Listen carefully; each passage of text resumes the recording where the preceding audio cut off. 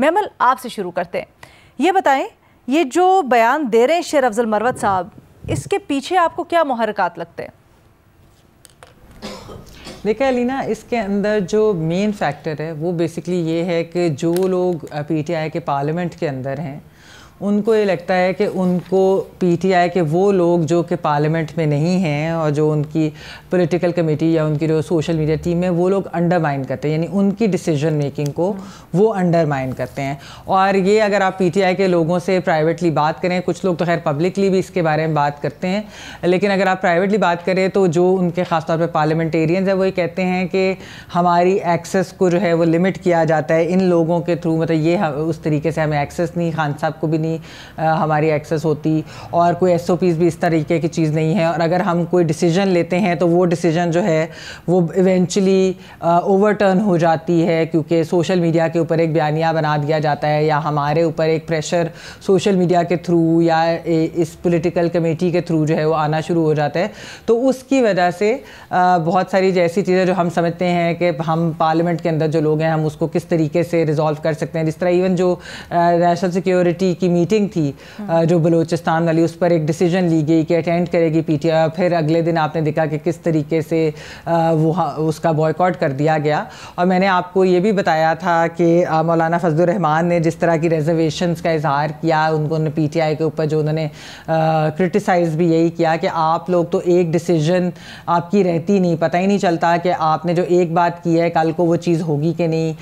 हर कोई जो है वो जब जाता है वो यही कहता है कि हमारे पास मैंडेट है, हमारे पास है, लेकिन इवेंचुअली क्या होता है कि पता चलता है एक और नई डिसीजन आ गई है।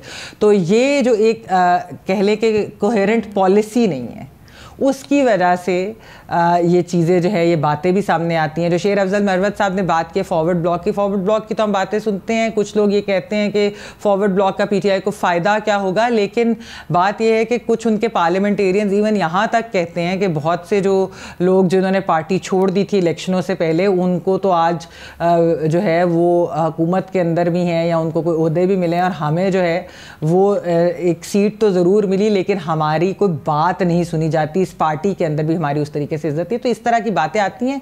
अब फॉरवर्ड ब्लॉक बने ना बने ये तो सारी बात है वक्त ही बताएगा, लेकिन वैसे मैं आपको बताऊं कि पीटीआई के अंदर ग्रुपिंग्स बहुत ज़्यादा हैं और उसकी वजह यही है कि वो एक लेग पुलिंग भी बहुत होती है और किसकी एक्सेस ज़्यादा है और कौन इवेंचुअली प्रिवेल करता है, ये वाला इशू हो जाता है। अच्छा, बड़ी दिलचस्प बात है भट्टी साहब, ये खासकर जो महमल ने कहा सलामती कमेटी में जाने वाला फ़ैसला, उसके ऊपर तो कहा जाता है कि वोटिंग करवाई गई, हालांकि ख़बरें ये भी थी कि क़यादत में से कुछ लोग थे जो चाहते थे कि हम शिरकत करें, बट वोटिंग में जो बाकी पार्टी थी उसका फ़ैसला प्रिवेल किया और इवेंचुअली कहा गया कि नहीं जाना। तो फिर क्या इस तरह के फ़ैसलों में क़यादत को मौरद इल्ज़ाम ठहराना या उनको ब्लेम करना दुरुस्त है आपके ख़्याल में?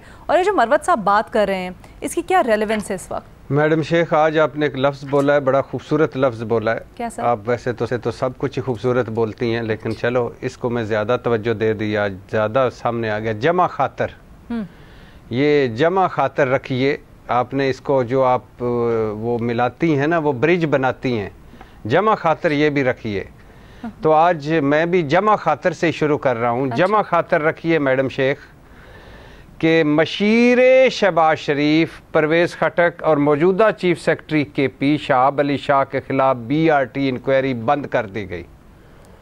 इधर हमें ताने मिलते थे, और जब मैं हाउस ऑफ शरीफ की करप्शन पर बात करता था और मैं बात करता था हाउस ऑफ जरदारी की करप्शन पर, तो ताने मिलते थे BRT भूल गए हो, मालम जब्बा भूल गए हो, और वो जो KP में तबाही मची हुई है वो भूल गए हो, उधर क्यों नहीं बोलते हो, हेलीकॉप्टर केस भूल गए हो। और फिर मैं कहता था मैं तो उन पर भी बात करता हूँ। तो जमा खातर रखिए कुर्बे क़यामत की निशानी कि वही परवेज़ खटक, मशीर शहबाज शरीफ, ओन चौधरी वज़ीर शहबाज शरीफ, अलीम खान वज़ीर शहबाज शरीफ, जहांगीर तरीन मशीर शहबाज शरीफ। अब मैं क्या करूं? और आज ये जो राना सनाउल्लाह साहब कभी कहा करते थे, अगर नैब आज़ाद है, 2016 था कि 2018 था, अगर नैब आज़ाद है तो इमरान खान और ये तीली पहलवान जो है परवेज़ खटक, इसे पकड़ा जाए तो हम समझेंगे BRT मुकदमे में अगर ये पकड़े गए ओपन करप्शन में तो हम समझेंगे कि नैब आज़ाद है। अब मैडम शेख, कुर्बे क़यामत की निशानी रख देखिए कि मशीर शहबाज शरीफ, परवेज़ खटक और मौजूदा chief secretary KP Shahab Ali Shah, जो उस वक़्त जब परवेज़ खटक CM थे तो ये एडिशनल चीफ सेक्रेटरी थे, दोनों की इंक्वायरी बंद कर दी गई। और नायब साहब ज़रा कैमरा करीब करना, ज़रा मेरे कैमरा करीब करना। नायब साहब शुक्रिया कि सबूत ही को नहीं मिला। कुछ खौफ खुदा करो यार, इस मुल्क पे रहम करो। अच्छा मैडम शेख, अब आ जाइए जमा खातर, इस पे रखिए जमा खातर। वैसे बताता चलूँ, उस्मान बुज़दार, परवेज़ खटक, महमूद खान तीनों थे इमरान खान के वज़ीर आला, तीनों छोड़ गए, जमा खातर रखिए। बात यह है कि इसमें कोई शक नहीं। पहली बात तो यहाँ से शुरू कर लेते हैं कि कौमी असम्बली और सूबाई दोनों सूबाई हुकूमतें तोड़ने और कौमी असम्बली से निकलने का जो ब्लंडर था, उससे तरीके इंसाफ कभी संभली नहीं। ठीक है।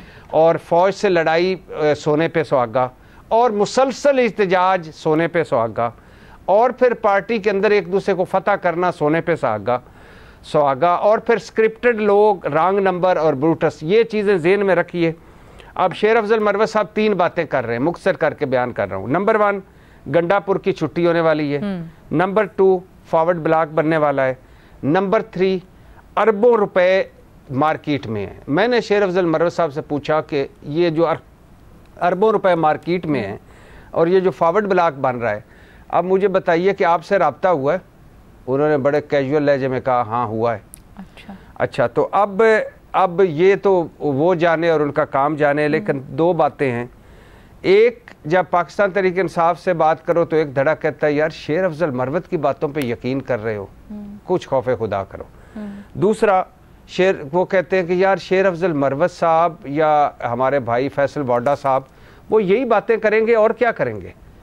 और तीसरा धड़ा है जो मेरे ज़्यादा करीब है, जो मुझे ऐसा लगता है, वो है कि इसमें कोई शक नहीं कि पार्टी का मोराल डाउन रखना है पाकिस्तान तहरीक इंसाफ का, लेकिन इसमें भी कोई शक नहीं कि बड़ी कोशिशें हो रही हैं कि ईद के बाद एक तरफ जब इhtजाजी तहरीक हो, दूसरी तरफ प्रेस कॉन्फ्रेंस हो रही हो, और बड़े बड़े नाम तहरीक इंसाफ के कोई लेफ्ट राइट हो रहे हैं। अच्छा, बड़े बड़े आपके अंदाजे और तज्जिए के मुताबिक कोई इशारा तो दें।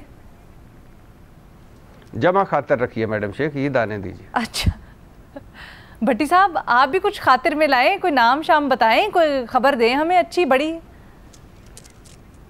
आसफ बशीर के पास जाएं मैडम शेख, जमा खातर रख के। अच्छा जी, भट्टी साहब ने और नहीं बोला तो फिर हम आसिफ के पास ही चले जाते हैं।